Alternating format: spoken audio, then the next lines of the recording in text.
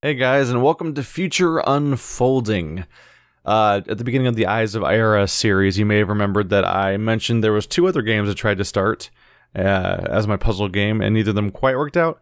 One of them was Across the Moment. The game was not clicking for me. It's now been made abundantly clear that the puzzle I was stuck on wasn't even that hard, and I should have figured it out. But I just kind of didn't, and that sucks, but whatever. But like, the game was actively off-putting to me with its like weird, like not quite translated dialogue and monologuing and the weird visuals and the presentation of the environment. Like, something about it was like deeply it was just not pleasant for me for some reason. On the other hand, was Future Unfolding, the game I actually tried first because it really caught my eye. I played Future Unfolding first and it didn't work out. Then I went to the other game that I was like, ugh, and then I moved on to the Eyes of Ira, because that my emergency break glass in case of emergency situation, because the Eyes of Ira is so blatantly a puzzle game in a way that looks like Abduction and Quern that I was like, obviously that's a safe bet, so I'll keep that in my back pocket for when I'm having trouble picking games.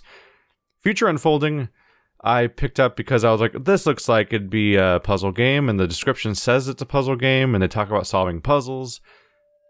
I think it might technically be a puzzle game, but I recorded an episode of this, and I was like, I can't do this. And it's no fault of the game itself.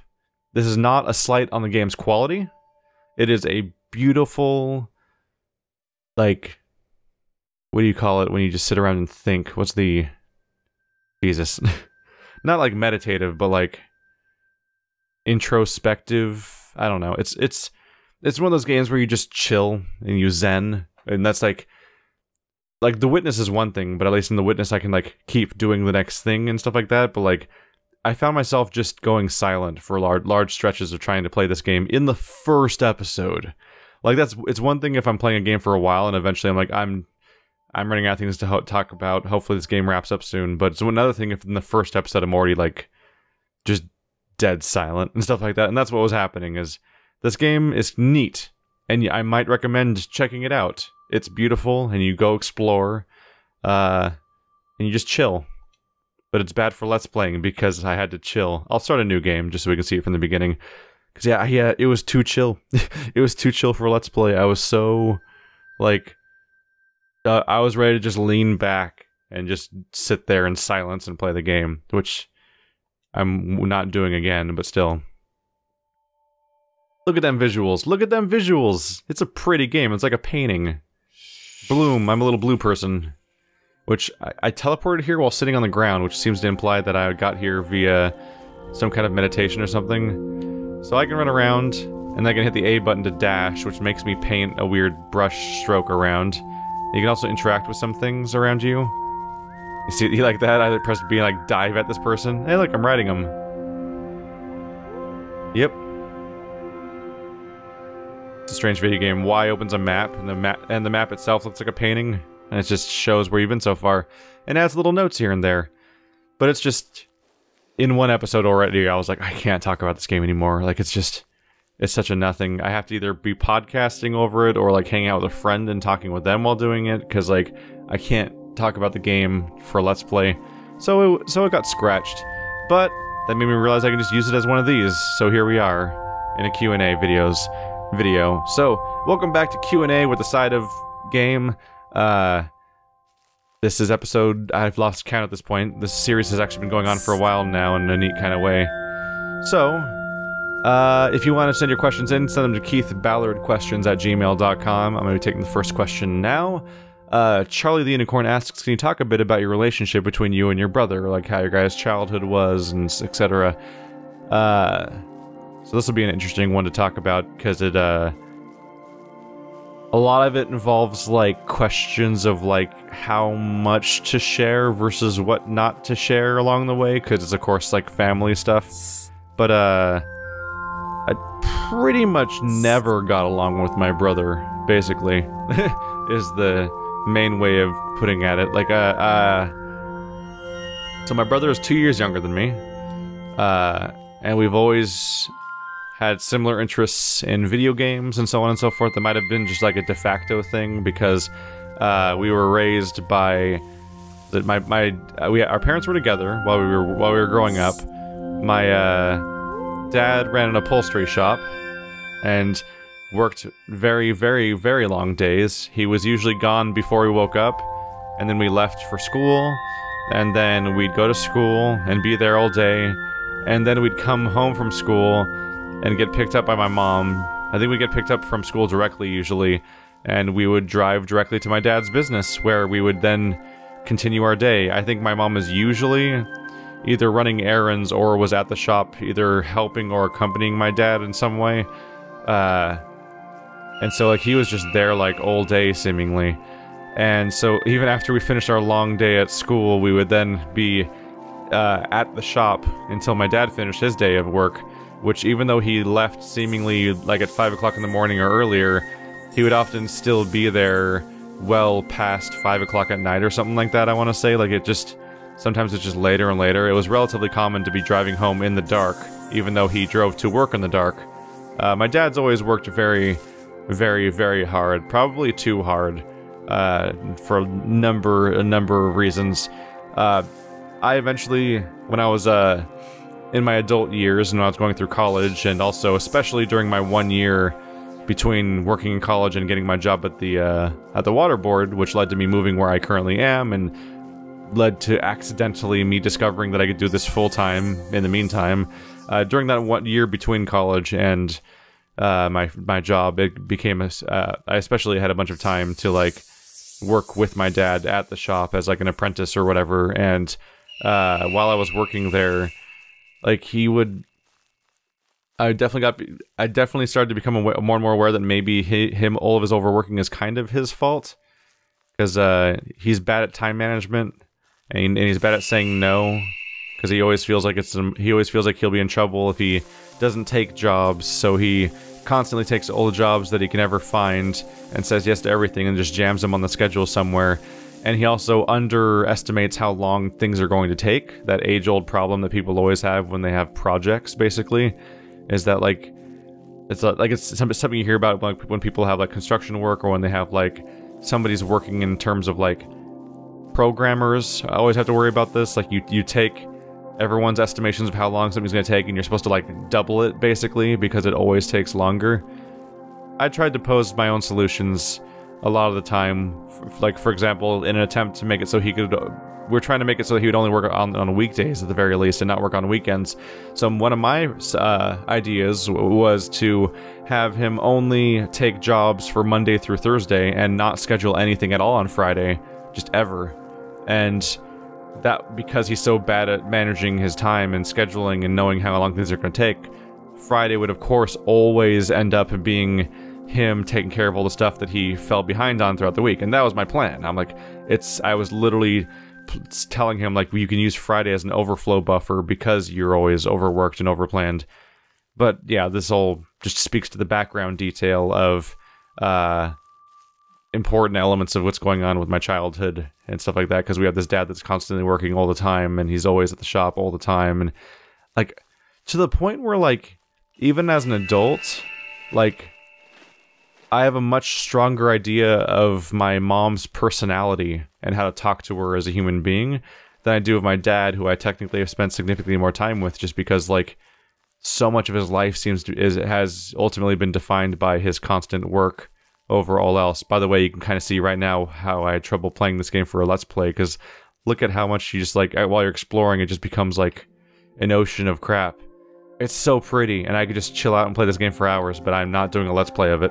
It immediately became clear it was a mistake. So with this dad that constantly is working all the time and trying to support his family, and that's admirable and all that, but also terrible at taking advice and will not take any advice from everyone, because especially people that know less than him, which obviously I know less about his job than I do, than he does, because I don't work it, ultimately. He's bad at taking advice from people that aren't, well, basically from anybody, which leads to him not changing because he doesn't have any good ideas about how to change things for himself either, and he's just been overworking himself for decades, basically, and there's no changing it, apparently. So that's why we were always at the shop. We were always at the shop. We had like a back room at the shop. It was this little isolated wedge about a half the size or a third of the size of like what you'd expect like a small bedroom to look like. My brother and I would sit down at this, it was like a restaurant bench, basically. Like, when you're at a restaurant and you have like the booth, but it was like a lightly padded single booth thing, like enough for 2 or 3 people to sit at, and we had a table. And on that table, we had a television with the rabbit ears for getting, we had the rabbit ears for getting, like, basic, like, free cable. And we had whatever video games we had at the time, and a series of VHSs with the, either the TV was a VHS combo, or it had a VCR on top of it or something. And so, we just grew up, for a lot of our childhood was during those years when we weren't old enough to be deemed capable of being left on our own. We were just hanging out in that room and basically being raised by media and hanging out.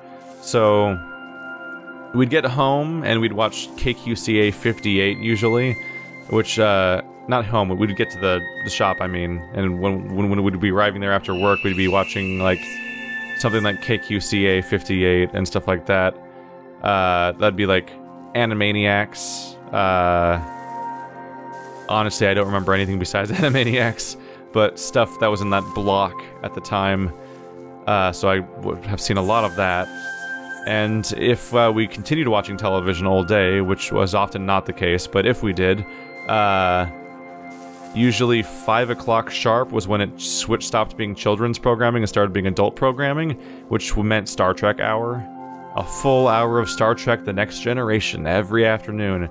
So I've watched a considerable volume of specifically Next Generation ever since I was a relatively young child, like maybe 12, like much younger than I could even appreciate a lot of the storylines, but I watched it for years and years, just sort of growing up alongside it, which might speak to some elements of how I react to certain things or think about certain things, because I think that's a pretty darn neat show about problem solving and trying to do the right thing in many cases. Apparently I can just chase this guy.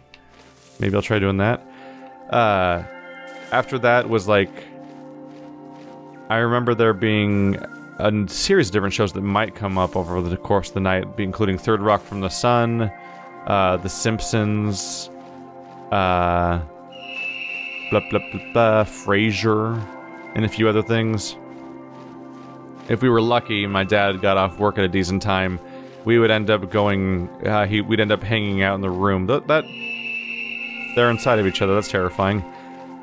If we were lucky enough for my dad to get off work in time, we would, and for The Simpsons, then we'd actually sit there at the shop and oftentimes watch The Simpsons right there on that television before going home. But aside from that, we'd often watch a lot of VHS tapes that we just had on hand. The Pokemon movie, the Power Rangers movie, the first one. I don't know if there's even more than one of those, but I assume there's more by now. The one with really bad puns like "Have a nice trip, see you next fall," when I think Kimberly is fighting some person and knocks him down the stairs, which is kind of a violent thing to do to somebody, but that was a show about violence. I've trapped myself while trying to follow this bird that goes nowhere, apparently. I don't know if this even does anything, honestly. I have no idea. That's probably a waste of time. Oh well. Let's just keep chasing it, it's fine. So we'd watch a lot of stuff like that. We had a few anime things. In particular, we had a lot of purchased VHS tapes of the Dragon Ball Z, where the thing where you could line up the side of the VHS tapes to make a continuous picture that was like a picture that summarized the entire season. We had I know we had History of Trunks, we had the Android Saga, and we had the Cell Saga. We at least had those ones. I don't remember if we had much beyond that. I'm definitely more clear on what happens during the Android and Cell Saga than anything that happens during the Frieza Saga, because we just didn't have copies of that stuff, so like I had to catch it live at some point on like Toonami or something, but that usually wasn't really the option. We were usually just watching VHSs. And we had Warriors of Virtue, which is why you hear me talk about stupid... You hear me quoting stupid kangaroo stuff from time to time, because that's the most gloriously stupid movie. I need to rewatch it again sometime, because it's just... the most baffling thing for Warriors of Virtue, and it's forgotten by time because it should be, but I keep bringing it back up because I like to inflict it upon people. The Dark Crystal. I had the Dark Crystal on VHS and would watch it constantly because it's probably still my favorite movie. We had the original Star Wars movies and the Star Wars prequels, which at that age I didn't really know the difference in quality. I would grow to become abundantly aware of the difference in quality between those two trilogies as I grew old enough to care about more than watching lightsaber fights, like having a story and characters and writing and whatnot. But then, of course, video games. And that's what we spent a lot of our time doing. Our first console was probably we had the Nintendo. It had the Duck Hunt and Ninja Gaiden bundle. I mean, it had the Duck Hunt Mario bundle, and we had Ninja Gaiden, and we had I think we must have had Track and Field or something because we had that stupid oh, hello. Weird stuff's happening. This game does that, by the way. The game, that was weird. We had some sort of Track and Field bundle where you had a stupid pad that you would stand on, and it would just be bizarre. I really wasn't sure what to make of that. Like, you could, like, try to pretend you were running in place, I guess, if you really wanted to. Even as a kid, I had limited enjoyability out of that compared to using the Duck Hunt gun, where I'm like, oh, the zapper, it works, like, surprisingly well. Did it work well? I don't remember. I can't actually remember how it felt, but at the time it was like, wow, mind-blowing Nintendo zapper. But we moved on to Super Nintendo, Sega Genesis, other foggy stuff I don't remember very well. My memory gets clearer when I get to like the PlayStation 1 and the Nintendo 64, and we didn't have the Sega console, so I didn't know it existed. I never knew I never knew what the Sega Saturn was until much later in my life, I would say. And at the time, Xbox didn't exist yet. So it was PlayStation versus Nintendo 64, and we loved both of them. We played weird Japanese games constantly on the PlayStation 1, like Silent Bomber, which is a mind-blowingly weird game about like a edgelord cyber future Bomberman game, but like in a way that's way more interesting than anything that this shitty Bomberman edgy remakes and spin-offs have ever been. Bunch of like Street Fighter and like some weird RPGs. And then on 64 we had like Kirby and the Crystal Shards and Mario Sunshine and Mischief Makers and Super Smash Brothers and so on. And an important thing about how we played video games was that we had to share. We were just stuck with each other, and if we didn't get along with who should play what, can I climb this or what? There's like a ladder. Weird. If we didn't get along, then we would just both get punished. So we had to learn to share, because our parents basically wanted us to sit there quietly in that room while they dealt with their day. So we were supposed to just keep ourselves entertained and not fight. And we learned over time that if you fought, that you would you'd probably end up losing video games that day and stuff like that, and it would just make the day shittier. So it's really best not to fight, which led to a lot of learning to share. So lots of games we played were multiplayer, so I have very, very, very, very fond memories of Smash Brothers and Perfect Dark, and I'll never not love Perfect Dark and GoldenEye and stuff like that. And if a game was single player, we'd have to trade off or take turns and stuff like that. And that was always points of friction, but as a result, for pretty much all of my childhood years, I just didn't beat games. Like, the concept of beating a game was alien to me because you never had time to get through a game, because it was like you're always fighting for control over who gets to play, and oftentimes need to play things cooperatively, and then you're stuck with whatever holds both people's attention at once, and all these other limitations, and it becomes surprisingly difficult to ever beat anything. So that's what I talked about before in one of the older videos of this series, is that like, the idea that like I didn't really tend to beat games that much. It was only later when things started to happen more. But talking about my brother specifically, he's always been kind of he was like the worst, basically. He's so much better now, but growing up with him was just the worst. And I really try to like go back and like reanalyze my memories of our childhood and try to figure out where I was at fault for a lot of stuff.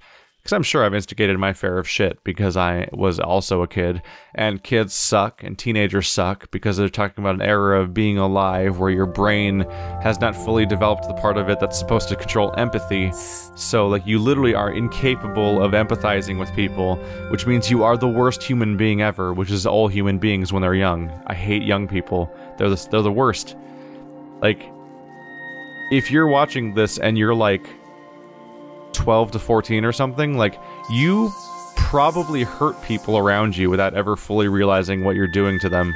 And that's just a terrifying part of humanity, is that your brain is not developed yet. And oh my god, concern was that nature's not fixed but fluid. Spirit alters, molds makes it. So like, when you're young, you suck. You suck so hard, and you will always suck until you stop sucking eventually because you get older. So I guess you will not always suck. Well, hopefully. Some people always suck.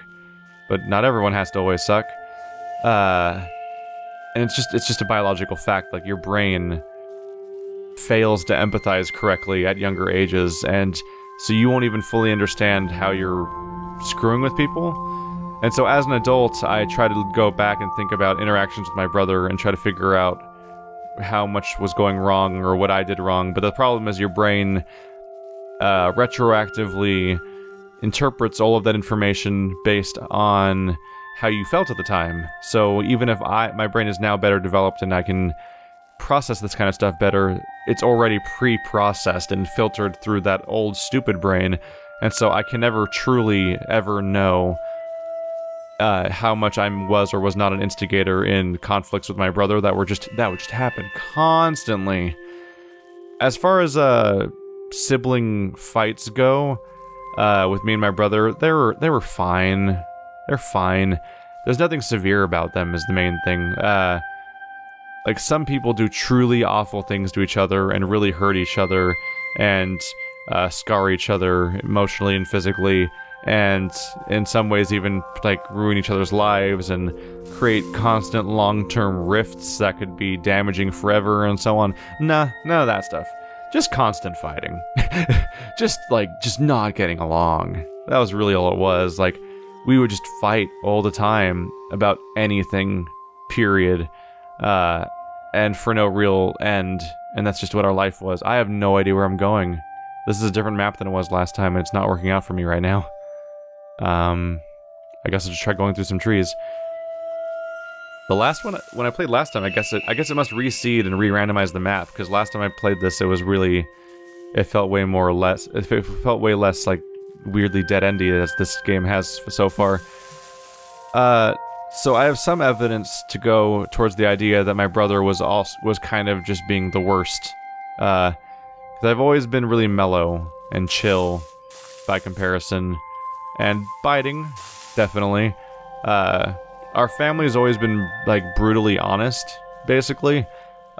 Everyone in it, and my brother, even nowadays, revels in it. And you've probably gotten plenty of my honesty over the course of watching my videos and stuff like that. That's just how we always were. We had some decent... I feel like we had some decent morality stuff going on, really, because, like, we were brutally honest and stuff like that, but, like, we know what it was like...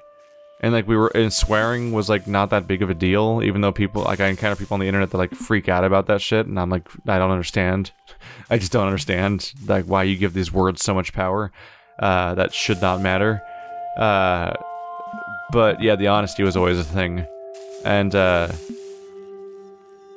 what do I go with it? Like, I have evidence in favor of the idea that my brother was just being the worst because of his interactions with other people and stuff like that, that were sort of like third-person accounts. One of the things is just he was constantly getting in fights at school, too. He was always having people that weren't getting along with him, and there was always, like, another bully that was always magnetized to him, but we'll never know what was happening there because none of us were there. But with how he acted outside of those contexts, I can't help but wonder if maybe he magnetizes some of these people towards him by behaving in ways that he does at times. But one of the things that always came to mind was that I just did schoolwork when I was a kid and teenager and so on. I would just do schoolwork. But even when we were teenagers, like I remember like my mom would be trying to help my brother get through his schoolwork, and they would just get in screaming matches over homework, and I'm like, what in the world is happening upstairs? Because I just do my homework. It's fine. You just do it. And I never really fully understood. It could have been elements of mental illness. It could have been a number of other things going on. But as far as actual behavior, it led to so much conflict just all the time, it seemed. Like, yeah, he's getting in conflicts with people constantly without my help, so I could at least not be thinking that it was entirely me causing things. One of the things that comes to mind, of course, was eventually, around the time I was graduating high school, my parents were getting a divorce. And when that was going on, both my brother and I chose to live with my dad over my mom. That speaks to whole other things going on where it just I'm gonna go ahead and just leave and make a new game, because this is a boring world and I can't go anywhere and I don't know what's wrong. But that didn't happen before. While that was happening,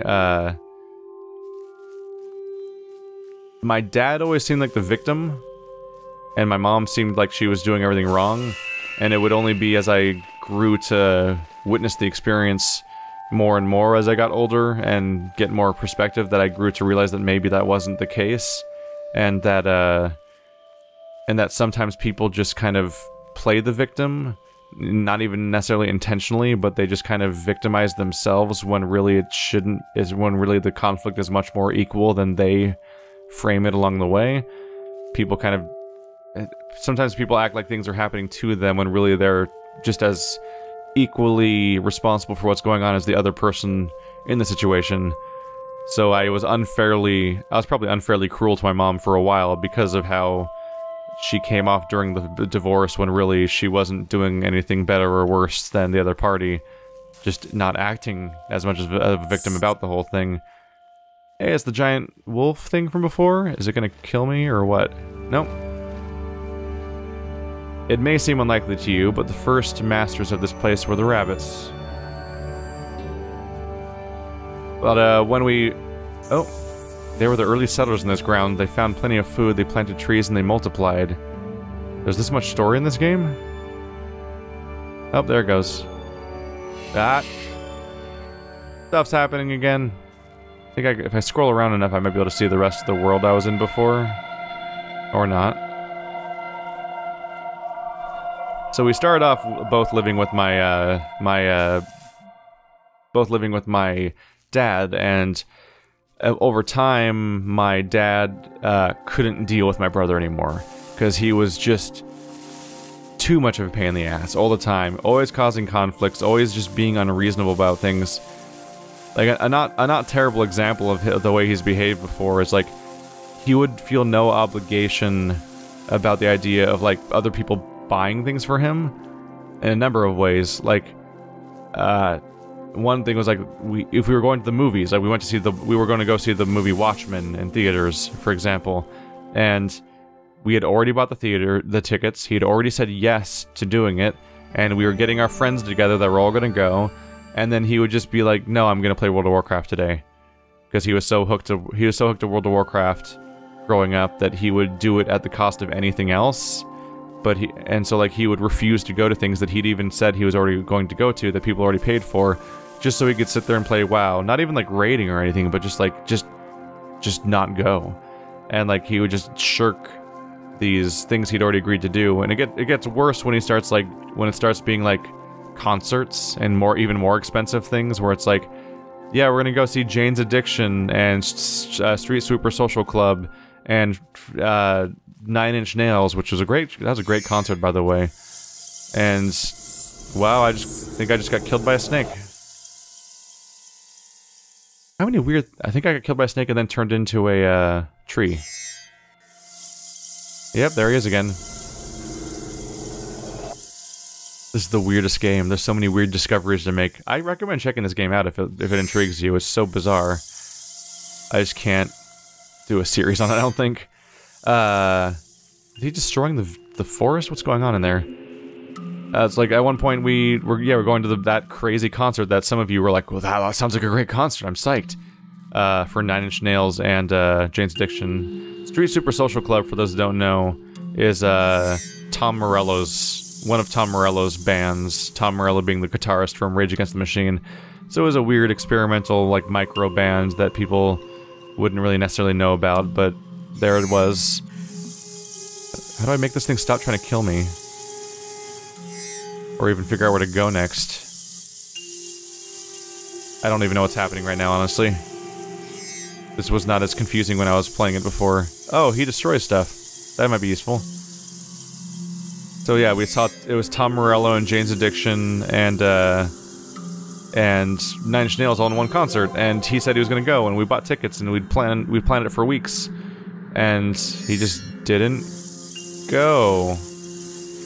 I think his girlfriend even went. Like, I think his girlfriend was on that trip, and I went with her and my dad, and we were all going, we were all going to see this concert, and he just didn't go. And he wasn't doing anything that day besides playing World of Warcraft. Like, it was just kind of disrespectful behavior that was rough, and a number of other more private instances of disrespectful behavior would happen. 'Cause I'm talking about stuff that's okay to talk to people, but, like, you know, it's family. So I'm selective about which parts to talk about. He was just being a shit. So eventually, he decided, I got enough of your rules, Dad. I'm moving out. So so he moved into Mom's house because Dad kept expecting him to behave like an adult, and he was being just the worst. And then he moved to Mom's house, and lo and behold, turns out Mom would want him to be just as much of an adult because he was an adult, and behaving the way he does was generally not acceptable. So when he moved to Mom's house, he just encountered the same rules all over again. Wow, what a surprise! And so then he tried to shirk that stuff and get away from that, and couldn't figure out how to, because turns out he can't just run back to Dad, because Dad was like, nope, you're not moving back in. You live there now. You made your decision. And so he was trying to play his parents against each other to get what he wanted, which is a behavior I've seen before, because my one of my stepdads, the one that's with my mom, has a daughter, and she does the same crap with him and his ex-wife, and that straight up uses them against each other to get what she wants. Like, it's the worst thing to do. Like, I don't understand that behavior. Like, there's like a trauma there when, like, you have parents that have divorced after some great number of years of marriage, and in my parents' case, like almost 20 years of marriage. Like, that, it sucks to think about that. I am lost again. I'm just gonna keep rebooting periodically because I just want to keep moving. It sucks to think about that your spouse that you don't get along with, that you're no longer married with, and stuff like that. So, like, playing them against each other is like the worst thing. To, like, turn the divorce into some sort of competition over the child, like, and have the child be the one that's responsible for that kind of behavior is just like the worst shit. And the fact that I've seen it happen with both him and my stepsister? Is that what stepsisters are? I guess she's my stepsister. Yeah. Huh. Never really thought about it before. I don't know her that well. Having that be a recurring thing is just like not okay at all, really. So this is where the important thing had to happen. So my brother was finally getting called out on his bullshit. Both of the parents were, instead of being played for fools against each other, they were both laying down the rule of law on their, on their kid and, parenting. What the hell is this? I am shuffling what lives over there. That is bizarre. So they're putting down the rule of law on parenting, and like my brother's living with my mom, and being told, like, you need to go to college and you need to get a job, like, you need to behave like an adult. And so eventually he had to do something. He had to actually grow the fuck up. And as it turned out, he did, more or less. And that's been like the renaissance for him, because over time, he seems to have learned a lesson. And he's like, nowadays he lives in a different town. He lives with his boyfriend. He lives, it might be a fiance. I think it's his fiance, actually. He lives with his fiance. They live in a different town. They both are keeping they're both keeping jobs. His fiance's a nurse. He works at pet stores. I don't remember which one now. I think he's moved around a little bit, but I'm bad at keeping track of that kind of detail sometimes. And like he's paying rent, paying taxes, keeping his job together. He even lived in a house where he'd rent out rooms to other people, and he's like, so he's worked as like, he's sort of operated as landlord a bit of like getting rent from other people and having to lay down the law himself when people are misbehaving, and it's like, he's completely changed. It's part of the reason why I'm okay with saying all the stuff about him being just the worst growing up, is because it actually speaks to how much he was able to progress when he finally did grow up. And it could have been a number of reasons why he was behaving the way he was. It could have been elements of like ADHD. Like, I think he was always hyperactive and in pain, and I don't know if he does meds or anything like that at this point, but he definitely had hyperactivity issues as a kid, which led to lots of him being insufferable, basically. And also just like constant identity crisis stuff. He would be he had always these things where like, if you would see him wearing shorts one day, and then like a week later he'd be wearing pants, and if you commented on shorts at all, like he'd be like, I never wear shorts, I haven't worn shorts in years, and he would say stuff like that. And then one week he was a metalhead, and another week he was a furry, and like all these stupid things happening through high school where he was just so absorbed with titles and what his identity was. And it may have been because he was gay and just didn't really know what to do about that, or even whether he didn't even know if he thought that. So maybe he only knew was that something was wrong about his identity, that he didn't, not that it's wrong to be gay, but in that he didn't like understand where he was and what was going on. And so probably acted out in a lot of his misbehaving, a lot of his identity crises things, where he would obsess over what to call himself and stuff like that, and he'd just wear 100 different labels from moment to moment. That's right, I'm robbing you guys of the story. You go play the game if you want to know the story. I want to keep moving, because I can't stop to read every time something happens. Guess what? The game's majestic and mysterious.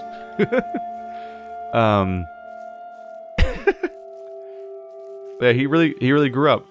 He seems confident and aware of himself, and just knows who he is now, and seems to generally be leading a better life now, and has trajectory to things, and it's good.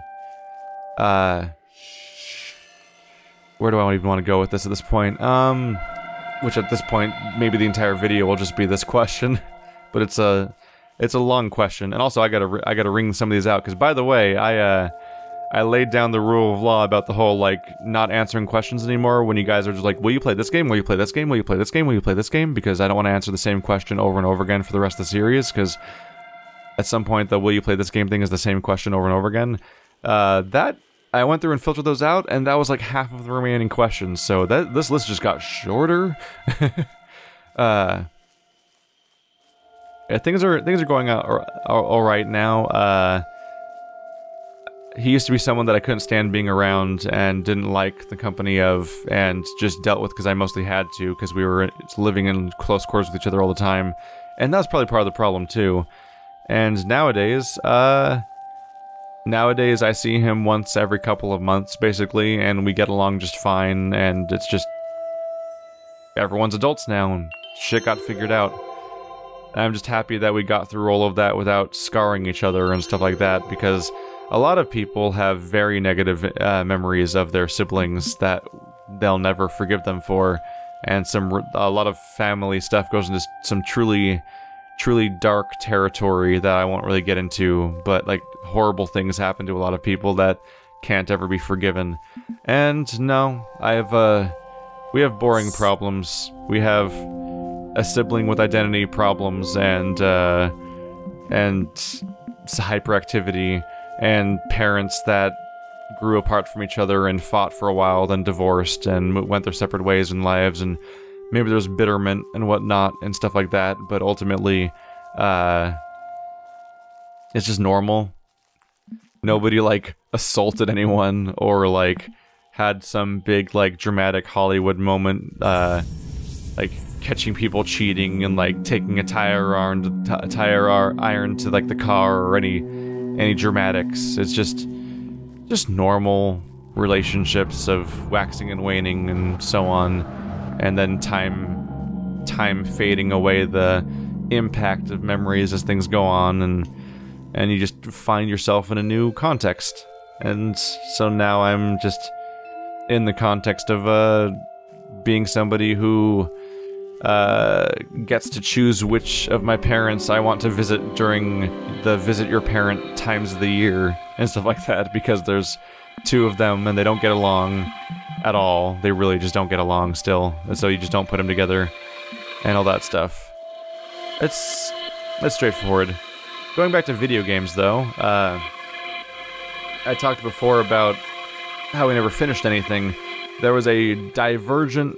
actually, that's a point to get into about how entitled... Like, my brother was just the entitled millennial, like, shithead at one point. Like, there was a... He used to... I'm regressing here, but it's something I didn't touch on before that just came to mind, was that, like, Christmas would come by, and we'd be getting Christmas presents, and he'd be yelling about the fact that he didn't get exactly what he wanted, and when it was, like, a video game console, it's like, you got a video game console, can't you just be a happy kid that you got a video game console? No, he'd throw a tantrum that he didn't want the Xbox 360 and stuff like that. And I'm like, what is wrong with you? You're only 2 years younger than me, we can't be that different, can we? Like, it just speaks to how much he's changed, that he's just not the worst anymore. But going to the topic of video games, there was an important divergent moment that happened with our playing of video games, which is that we used to always play console games together, but then one day, our friends would hype up Diablo 2 to us. And so we'd get on our shitty family computer and our dial-up modem, and we'd be like, no one needs to use the phone and stuff like that, right? And then we'd have to fight over who gets to play, and we'd try to run Diablo 2, Lord of Destruction, on our family computer in the living room. And that was when some things clicked, because we're playing an online game, we're playing a game with our friends, we're playing a game that there's like a zeitgeist for. Like, that was a new experience. Like, every game I played growing up, which is part of the reason why people are like, you didn't play that game, you didn't play that game. It's because, like, we would literally just go to the store with our mom as kids and be like, we'd pick out a game, and that was it. It was in a vacuum. There wasn't, like, schoolyard talk. People weren't recommending me games. I wasn't a part of the global consensus that's like, everyone has to love Zelda and stuff like that. Like, I just would pick a game. And so I'd be playing Jet Force Gemini and Mischief Makers and other stuff that a lot of people don't give a shit about, but, like, that was what I had with Silent Bomber. Obvious pro of that is that nowadays, when I'm doing a channel where I play stuff that people are supposed to watch, it means I can do blind playthroughs of a lot of games that supposedly, quote-unquote, everyone has played, but not me. I never played Super Metroid. I haven't. I've never played any Metroid. It's true. I have played Mega Man X. Not a big fan of Mega Man. I also played Symphony of the Night.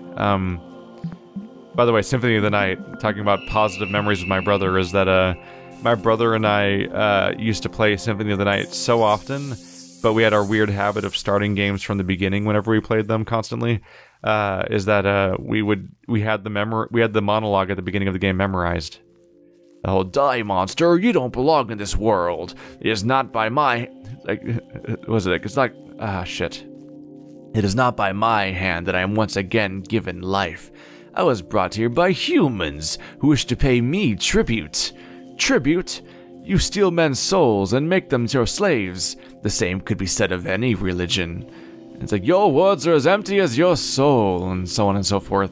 I'm paraphrasing some of it, I'm sure, but we used to have that stuff down because it was like a routine for a while to just start that game from scratch. Because frankly, when you're a little kid and you're not ready for the patience of exploring an entire castle, that beginning of Symphony of the Night is so good, because you just pop in as Richter, and you've got all the superpowers, and you're a badass, and you go take down a dragon, you take down a freaking, not a dragon at all, you take down Dracula. It's a straight up boss fight right at the beginning of the game. It's such a cool beginning of the game that we didn't need the rest of the game. And I'm not even joking, we would just start from the beginning, like every time we played it. Like, so there's positive memories of my brother, like that's those shared things. Unfortunately, whenever I talk to my brother about stuff like that, he never remembers it. So I'm like, oh, almost every time I have a positive shared memory with my brother, it's not actually a shared memory, and he doesn't remember it at all. I'm like, no, how do you not remember that? Damn it, I'm trying to connect with you about the thing that happened, that I like, that happened. Damn it. But, going back to the you steal men's souls and make them your slaves. Now whenever you hear me quote that shit, you know I'm specifically quoting something that has a direct connection to positive feelings that I have as a child with my brother.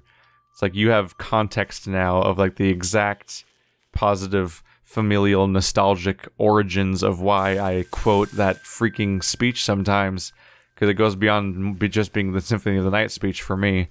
But we're playing Diablo 2, and we have to fight over the internet connection, we have to fight over having one computer, we have to fight over all these other things because we want to play it, but our friends both play it at the same time on their separate computers, and we're the only weirdos that have to share. And like, so like, no matter what you're doing, there's all that friction over being left out, like, oh yeah, Eric's playing with our two friends online, and I'm sitting here doing nothing, and stuff like that, and all these other issues that come up. And this led to a divergence eventually where we would get an allowance, and we would do chores and stuff like that, and we'd also, like, we'd get birthday money and Christmas money and, like, stuff like that, and we both decided to save our money so that we could buy our own computers. And they were terrible. My first computer was an E-machine that I just picked up basically at random, not even having a concept of computers, because I grew up with consoles. Like, I didn't even know the idea of them being different qualities or what to look for. I just picked up an E-machine at Best Buy that came with Red Alert 2 and one of the Tropico games and some third game I'll never remember. I just will always remember that there was 3 free games that came with it, and the only one I really remember playing was Red Alert 2. But we finally, it wasn't important because I got it for Diablo ultimately, but we finally had our own computers at long last, and that's where the divergence happened, because for the first time in our lives, we could play games separately from each other. Up until then, we were almost always in the same room. If we played video games at home, there was only one TV hooked up with them. But if we're playing them at the shop, like that was the one room that we were supposed to be in as like basically our self-imposed like daycare center. And it's like video games were always a shared experience all the time. And that might be part of why I like playing video games with Andrew for sad games, is because of the fact that like video games being a shared experience, and you talk to people about your experience while you're playing it, and you like, even if only one person's holding a controller, it's a shared experience. Like, that thing is so ingrained with my childhood that I'm just used to that type of playing video games, and some of that might even be why I Let's Play, is like this idea of like, in a way, I'm sharing this with other people as a direct continuation of how I experienced games when I was younger. But the divergence happened when we had our own PCs. What the heck? That looks important. The divergence happened when we had our own PCs, in that now we could play games separately from each other. For a while, it didn't amount to much. It just meant that we were playing Diablo 2 at the same time instead of separately from each other, which isn't that big of a difference, honestly. It's just less conflict, but still both playing Diablo. So I have a lot of memories of like doing bail runs and installing C-3PO map hack and getting an item that teaches your character teleport, or having a teleport sorceress in the party so that you can quickly teleport through all of the floors of the end of the game to skip straight to Baal so everyone could portal into the ending boss fight, and you would just ruin that dude, and he would level up everyone in the entire party like 2 or 3 times in one run, while also potentially dropping a bunch of loot, which is haphazardly thrown all over the floor, and you just have to grab what you can, and everyone's anonymous random people getting together for bail runs based on searching for the word in the video listing, so no one gives a shit about anyone else. So you're just grabbing whatever items you can and not caring about who they're actually best for, because if you don't grab them first, then you're just not going to get anything. Like that, all that stuff, and like making custom builds. Like I remember making an elemental paladin that like I wanted to make it so I put all the points into all of the auras so that I could have vengeance, the spell that has a passive bonus based on all your aura points. I would make it so that vengeance was the most powerful skill I had, and I had a zealot charging paladin where I'd use zeal and do the rapid attacks as fast as possible, but then I would dash in circles around enemies during PvP, and like, well, yeah, lots of time put into Diablo 2. But then Divergence happened because we got the Xbox, the first Xbox, and I got really into playing Halo and Halo 2, and Eric kept playing Diablo and PC games and more Skinner boxy, time wasty, dungeon crawly type games. And that's so like I kept seeking experiences and new games and campaigns that had beginning, middles, and ends, and I found that was when I had the time to finally find Knights of the Old Republic and Jade Empire, and I like blossomed outward into playing like these Western RPGs by BioWare, and that's why I have a fondness for BioWare, and that's why I feel so betrayed when something like Andromeda comes out after KOTOR and Jade Empire and Dragon Age and Mass Effect were so damn close to perfect for me, and such great experiences both growing up and discovering video games, but also just even now I can go back to them and have a fantastic time with them.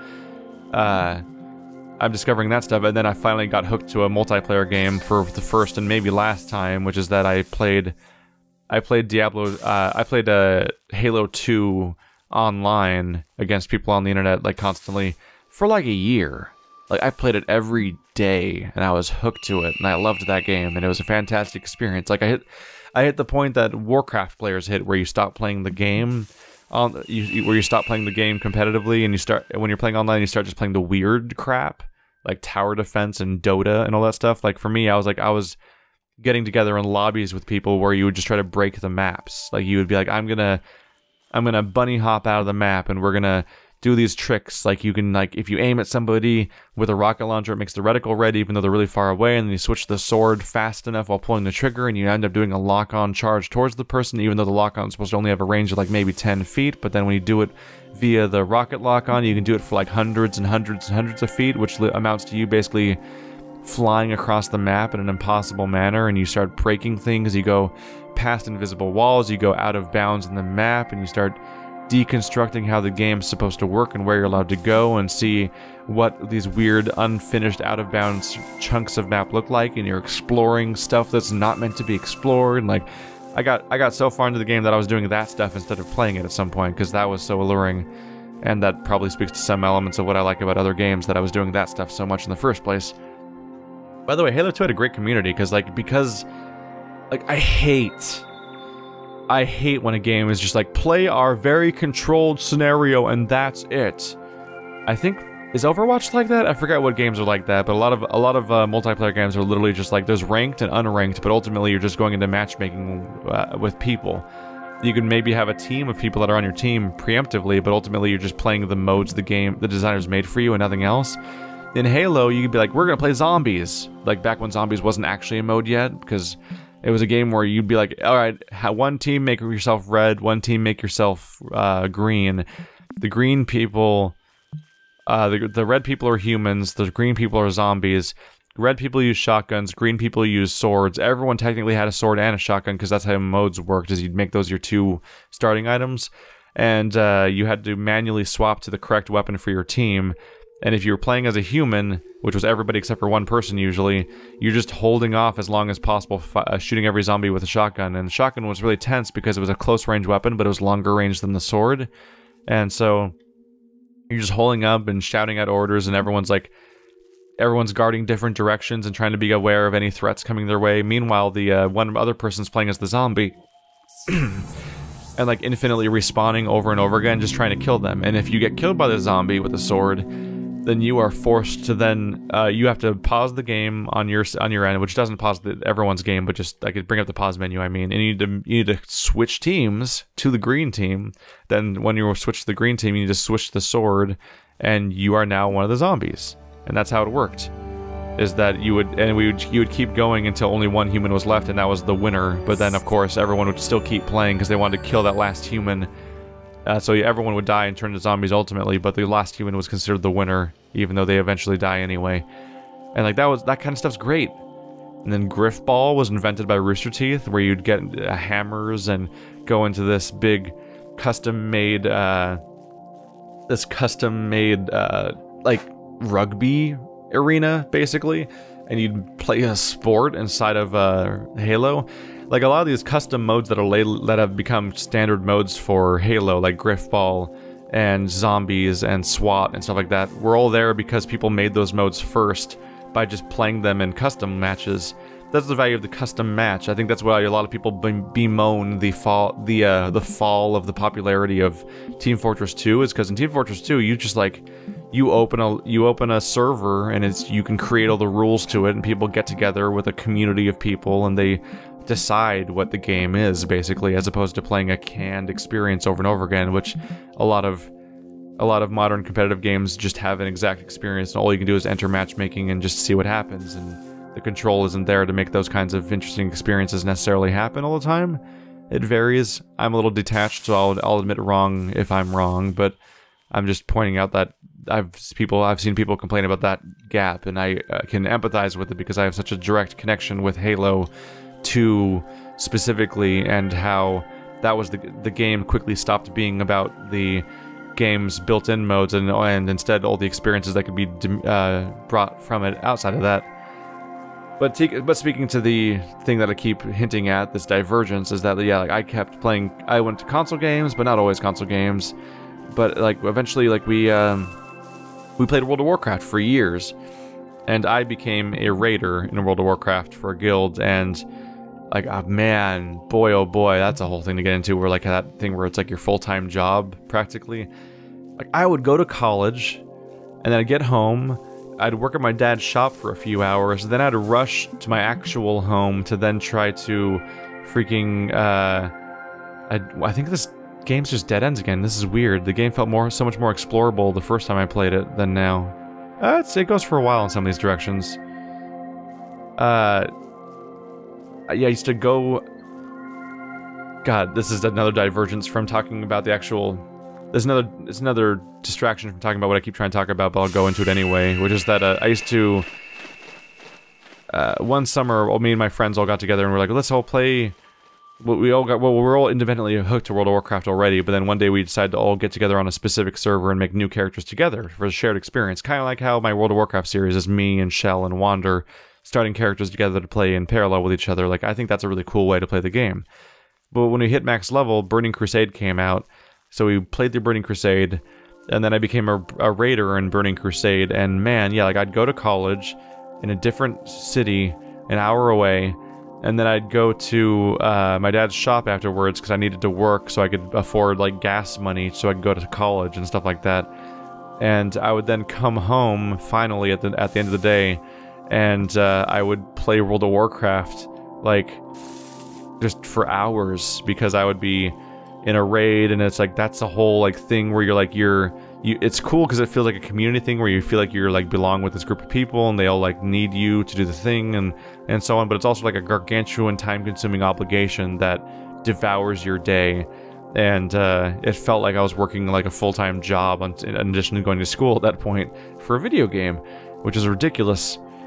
And it was funny because like my parents would always be calling, like there'd be a point where dinner was ready, and like me and my brother would both go like running downstairs and grab a plate, then run back upstairs. And my parents hated that because we were like not sitting down for dinner. But like on one hand, it's like, but we have like an obligation to people, and it's always been a busy ass family. We're always busy with things one way or another, even when it's video games. We make ourselves busy. There's not much to go into for that for now, though. It's just the topic of just the general topic of being obligated to play World of Warcraft at some point. But talking about the divergence I keep hinting at is that like he stuck with Skinner boxes, especially after World of Warcraft. It started with Diablo, but it moved on especially to World of Warcraft, where essentially eventually my brother was just always playing a very, very tiny handful of PC games that were essentially all online, grindy RPG things. So he plays Path of Exile, Diablo 2, Diablo 3, World of Warcraft, and he'll go back and forth between these things forever, basically never purchasing video games. Like, he just sticks with the same things he's played forever. And when he moves on to stuff, eventually it'd be something like League of Legends that you can play for free. And yeah, he'll put like thousands of matches into that. He knows so much more about that game than I ever will, because he's the opposite spectrum of what you experience with watching me play my games and what I'm drawn to doing. Much like how Wander is so willing to play a roguelike for 200 episodes, and my brother's willing to do grinding RPGs forever. Like, I shrink away from both of those things because I like to have a paced experience that goes places and things like that. And that's where the real split worked, is that, like, my brother and I have a shared childhood of video games and what we played, and then in our teenage years we had this massive divergence where we started playing completely different games, and that never really changed again. We never started playing the same games ever again. To this day, he plays World of Warcraft and League of Legends and whatnot in his free time, while I'm bouncing between a billion different things. And it's just interesting to see how much of a difference that can make, and it speaks to how people are just drawn to massively different things. Like, I was once having... It reminds me of how, like, I had a conversation with my... These things are trying to kill me. I had a conversation with one of my housemates, Marty, about... I was trying to explain to him, like, how Alien Isolation is maybe too long of a game, because, like, a 20-hour game, and it's like, that's too long for a horror game. Like, it just becomes a form of, like, constant stress that just goes on for so long that it feels like it loses impact and might be paced better if it was shorter. And, like, and then I talked to him, and he's like, what are you talking about? How can a game be too long? And, like, there's people who don't agree that a game can be too long. They want infinite replay value. My brother will try to play games that are free instead of paying money for games, and he'll just try to get infinite time out of those. And same thing with, like, Marty. Like, there's all these people that go towards this modern concept of infinitely replayable games. People are drawn... There's a whole subsection of the internet right now that is mostly drawn to stuff like Rust and DayZ and open world survival games, just like that, and Stardew Valley and Factorio, and games that just never end and go on forever, and so on. And that's it. And that's just like such a split. But my brother is very much on the other side of that split, and I'm on this side of the split. So, interestingly, while we had a shared video game experience but constantly fought when we were younger, nowadays we get along great, but we have zero shared experience with our video game stuff. So you'd think that'd be a binding thing. Like, you'd think that the video games, our shared experience with video games and interest in video games would be like some sort of bridging thing, but we literally can't talk about any games ever because we have no actual point of knowledge that connects between the two of us. We just don't share anything there. It's like we've both simultaneously widened and bridged at the same time, although really it's obvious that we bridged in the good way and widened in a way that didn't really matter, because getting along with your brother is a lot better than being able to talk about the same video games, obviously. But yeah, this basically dominated the thing, and I kind of knew it would, so that's why I went with it first, is because I figured it'd be the whole episode. Got into tons of things, touched on a few other issues along the way. I have a lot of questions to go still, so I'm not about to run out, but it's definitely thinning out a bit since I got rid of the ones that were just asking me about one game at a time over and over again. So feel free to send your questions in to keithballardquestions@gmail.com. If you want to hear my brother talk or something, if you want to know who he is, you could check out where is that? Either look on my channel or look on Sad Games. I think it's on the Sad Games. If you look up Terraria, you can see me playing Terraria with my brother from a few years ago. If you want to encounter him. That was after he'd already moved out, and it was in the beginning of, like, the period where we were getting along better and stuff like that. He's fine.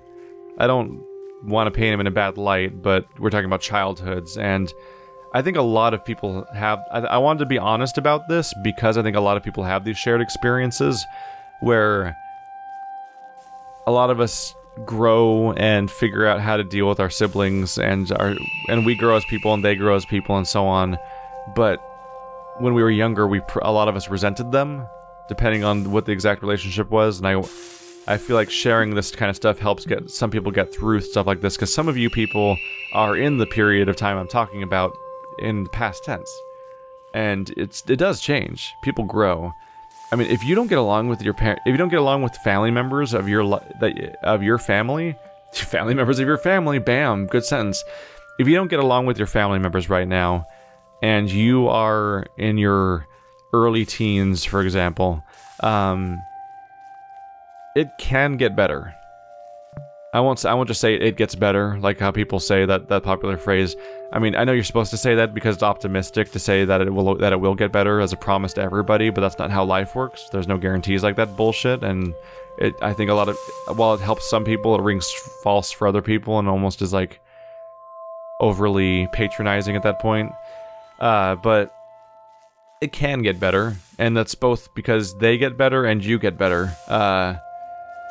You learn to empathize more with your parents over time, because once you start becoming an adult, you realize that they're just flawed human beings and they are just human, and you start hitting a point where you're like on even footing with them, and you're treated by the world as being almost the same thing as them, aside from, you know, generational crap that is dumb but irritating. And at some point you realize, like, wow, they were just like a high school kid that graduated high school maybe beforehand, and then like someone got pregnant and they had a kid, and they're like, we gotta figure this out now, and that bridges the gap right up until you are their age and in the same position. And statistically, you probably were less likely to have a kid than they were, because our generation has been having kids later or less than our parents were at their age. Whoa, what the hell? There's a lot of hidden mechanics in this game I don't know, which is why I'm getting stuck. I'll admit that outright, which is fine.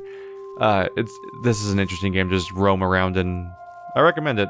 This game is called Future Unfolding, in case we forgot. It's in the title.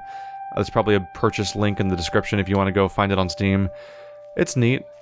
But yeah, like when you're a child or a teenager, you hate your parents oftentimes, and they seem so unrestricted and unfair, and sometimes they are. But when you're older, you start realizing why they did what they did and why they acted the way they did, and you both realize how they were helping you, and sometimes how they were hurting you, sometimes how they were making mistakes along the way, but you understand why they were making those mistakes because you start realizing that they're just people like you.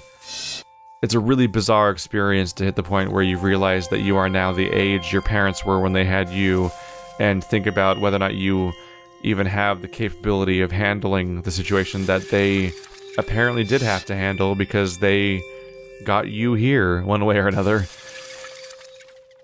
But also, that happens for two reasons. One, when you're older, you have perspective, because you're like, oh, I can look at my life experiences and know how it compares to my parents, and now I understand. But also, there's that thing I talked about before, where kids' empathy brain is just sucks. So, like, even if you had the experiences with that brain, you can't empathize with your parents, and that's a bummer, but it's just the case. And the same thing goes with your siblings. I think it's important as you get older to give your siblings a second chance and a third chance and so on, and try to bridge the gaps and figure them out. Because when you're younger, you're going to do shitty things to each other because you're shitty people. Young people are shitty people, mostly. It's just a truth. And if you think you're not, you might be one of the shitty people. And the fact that you don't think that you're doing bad things may be part of why you keep doing them. Is because you aren't introspective enough to even question whether what you're doing is wrong on a day-to-day basis. And because everyone thinks they're right, and everyone thinks they're good people, even the ones that seem like the worst people. Even bullies and stuff like that in school often don't fully even understand how wrong they are, and the stuff comes naturally and whatnot. It's why it keeps happening. So it's one thing to have trouble understanding your parents, what you as a child failing to understand an adult, but trying to understand a child, two children, two teenagers, and so on, people that don't understand how to do life, don't know how to, they don't know how to human yet. They're trying to figure out how to be people, and in that they're trying to figure out how to be around other people while also being antagonized by people, because they all antagonize each other, and siblings antagonize each other, and that's just normal. And you will do shitty things to each other because you're two people, or more people in some cases, if you have a lot of siblings, that are people who don't empathize well and don't know how to treat people and don't fully understand the impact of their own actions and don't think about what it's like to be on the receiving end and so on. Not truly. They pay lip service to the thought, but they never fully feel it until they're older. Because I knew the phrase do unto others and eye for an eye and shit like that when I was a kid, but that doesn't mean I fully knew what to think about that kind of stuff. But when you're older, you can look back at that stuff and you can hopefully figure out why things were happening for a number of reasons. Maybe you can look back and see what you did to antagonize things, or what other people did to antagonize things, or maybe you can't, and that's not a slight on you, because I thought about it earlier this episode, and it's very difficult because of everything's perceived through the lens of that person that couldn't deal with that kind of stuff. It's hard to figure out whether or not you were doing stuff wrong, because you can't re-experience those moments, like in movies where someone time travels into their childhood and gets to see the scene and like, wow, I was a dick, what's wrong with me? No, that doesn't happen. You only have the memories, and the memories are biased and broken and bullshit because human brains are idiots, and we can't remember yesterday accurately, let alone our childhoods. And our memories are biased, and that's why you talk about these police reports about like witnesses of crimes being dead wrong about things and all the other stuff that happens. Like it's scary how bad we are at everything we think about, and brain and so on. So your best chance is to try to, as adults, understand each other and witness each other's behavior, and try to think back about try to contextualize why you did what each other did back then, and try to look back upon it all and try to re-bridge understanding and try to start over, essentially, because by the time you're adults, you're new people. And that's just a part of the whole thing. I'm ranting and going in circles and not quite articulating things the way I would have liked to, potentially, but that's vaguely what I was going for, I suppose. Yeah. There's a moral to all this, even if it does sound like I'm just bashing my brother. It's that, it's to talk about someone transforming a bit. And I have no idea how he'd react to hearing this story or not. Is he introspective about this stuff? Does he just fully own all the shit he did when he was younger? Or maybe he has a massively different perspective that contradicts all of this stuff, and that's also totally true and important, and I respect that, because I can only speak to my experience. But the important thing is that things got better, and that you have to let that be an option, or it won't. Basically. How do I get to that thing? I should get to that thing, because I want to close the episode out, but there's a giant glowing thing, and I want to touch it. Because what does it mean? This game's weird. Oh. I'm not gonna get to touch the glowy thing.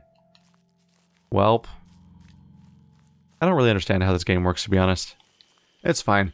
Anyway, thanks for watching. Like always, send your questions into keithballardquestions@gmail.com, and I will get to them in due time if I can, and so on. I try to give these questions proper breathing room, and as we're establishing with a few of these ones lately, I am totally willing to, like, just talk about one question for half an hour or even an entire episode now.